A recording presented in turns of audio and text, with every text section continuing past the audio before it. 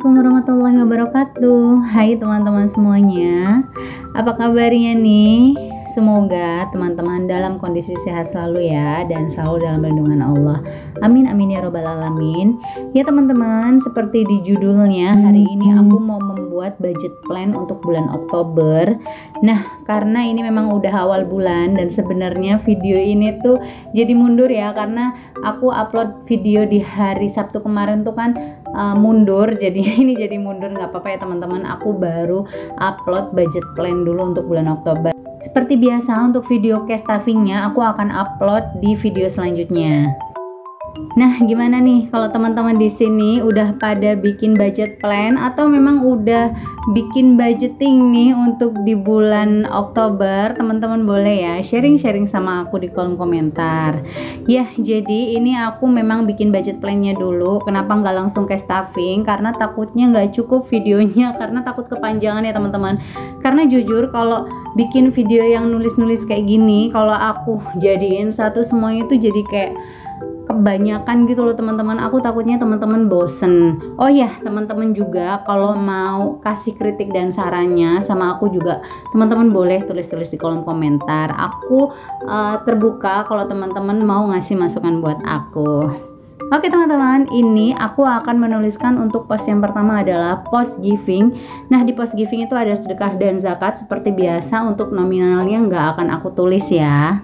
Dan ini selanjutnya aku akan mengisi untuk post sinking fund.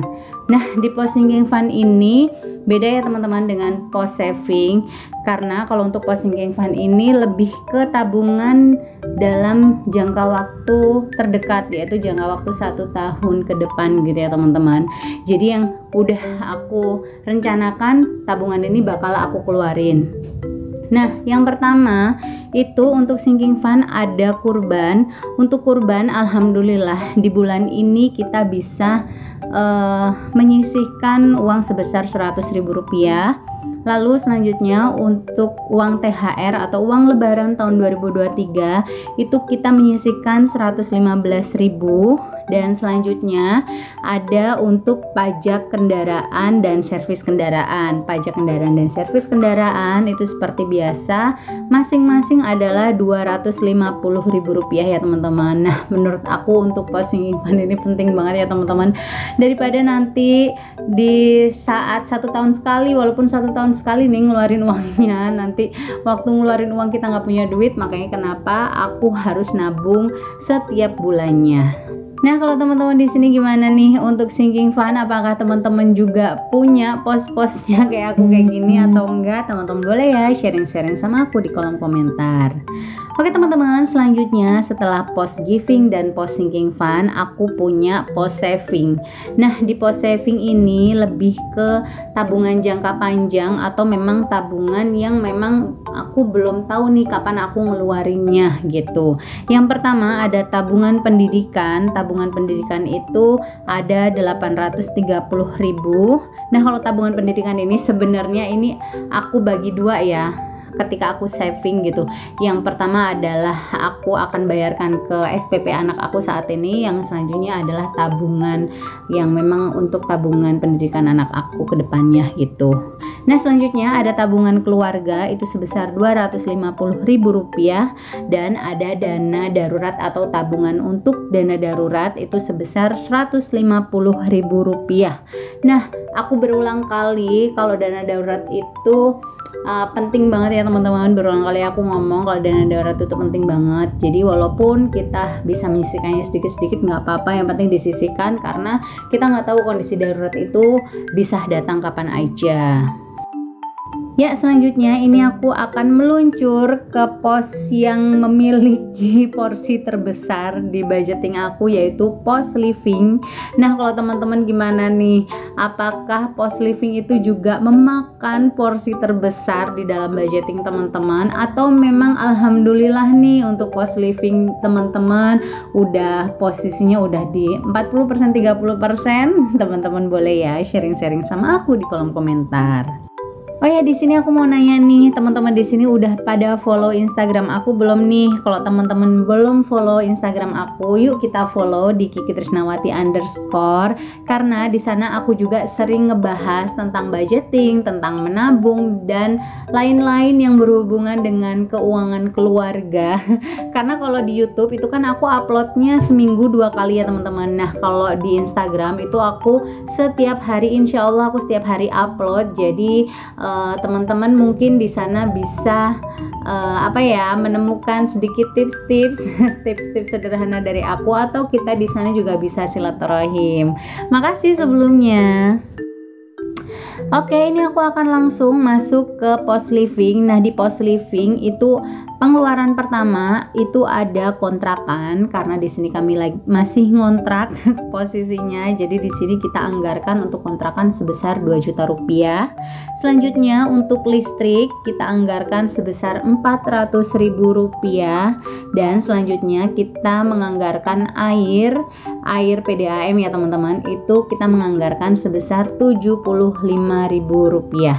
Dan selanjutnya untuk wifi itu kita anggarkan 265.000 rupiah, dan selanjutnya untuk gas kita anggarkan 42.000. Ini lebih kecil dibandingkan sebelum-sebelumnya karena di sini aku udah pakai gas yang lebih kecil, yaitu gas yang hijau ya teman-teman, karena lumayan kalau pakai gas yang pink itu lumayan boros, jadi kemarin kita change ke gas yang hijau.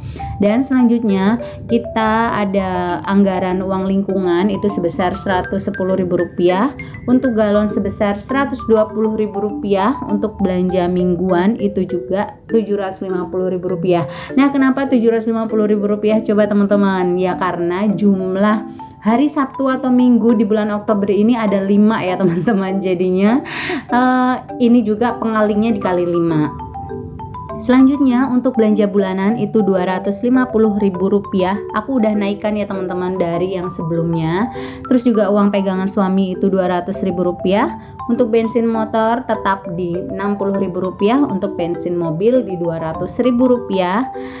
Dan kalau teman-teman perhatikan untuk bensin motor itu tetap, tapi untuk bensin mobil ini aku naikkan dari yang sebelumnya itu 150.000 rupiah, aku naikkan jadi 200.000 rupiah karena mengingat harga bahan bakar kita itu udah naik, dan lumayan kalau mobil itu kerasa banget gitu teman-teman. Nah, kalau teman-teman di sini gimana nih untuk anggaran bensin? Teman-teman satu bulannya nganggarin berapa? Teman-teman boleh ya sharing-sharing sama aku di kolom komentar. Oke, selanjutnya ini ada uang jajan anak, itu aku anggarkan 150.000 rupiah. Untuk uang pegangan, di sini uang pegangan aku ya teman-teman itu bisa untuk makan bareng-bareng sekeluarga di luar atau yang lain-lain itu sebesar 200.000 rupiah, dan selanjutnya untuk uang kuota ada 100.000 rupiah.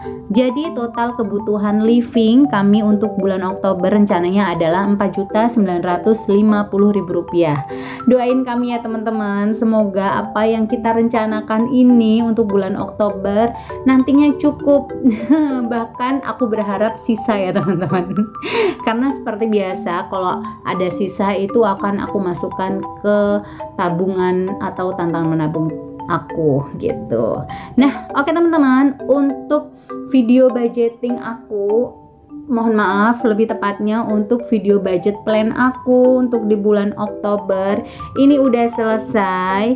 Semoga teman-teman di sini bisa memetik hikmahnya ya teman-teman. Sekali lagi di sini aku mau disclaimer kalau aku itu bukan financial planner.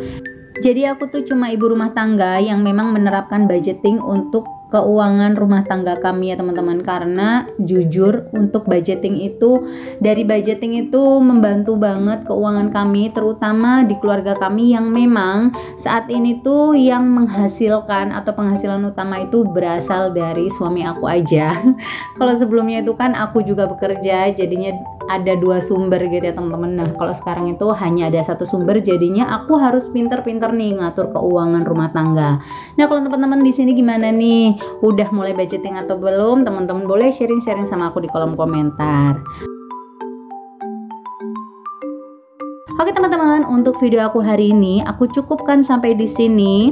Semoga video aku hari ini ada manfaat yang bisa dipetik, terutama untuk aku pribadi, karena lagi-lagi aku bikin video ini sebagai pengingat aku dan sebagai bahan pembelajaran aku lagi gitu ya teman-teman.